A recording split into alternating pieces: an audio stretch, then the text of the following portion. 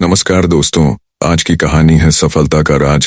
एक बार एक लड़के ने बहुत ही समझदार इंसान से पूछा कि सफलता का राज क्या है।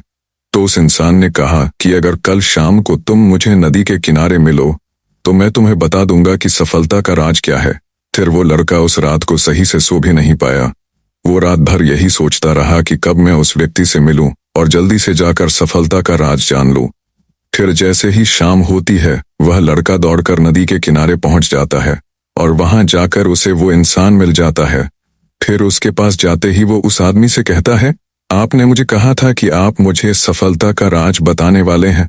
इतना सुनते ही वह आदमी उस लड़के को पानी के अंदर ले जाता है।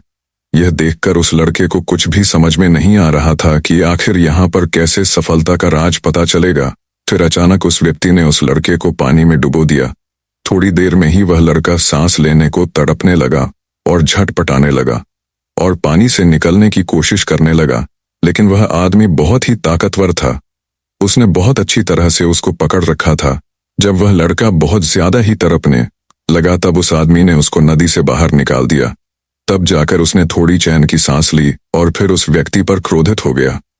आपने मेरे साथ ऐसा क्यों किया?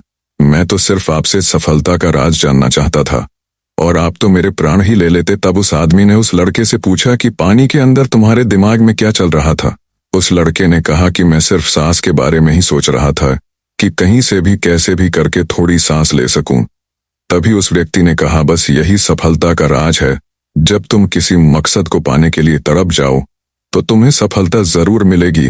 कभी कभी आपने बच्चों को भी देखा होगा कि कैसे किसी चीज के लिए वह पूरे जी जान से जुटे रहते हैं और तब तक रोते रहते हैं जब तक उसे वो चीज मिल नहीं जाती। तो दोस्तों, छोटी सी कहानी का यही मतलब है कि अगर आपको किसी चीज में सफलता प्राप्त करनी है तो आपको उसी काम के पीछे जी जान से मेहनत करनी है। जब तक आपको सफलता मिल नहीं जाती, बस यही है सफलता का राज।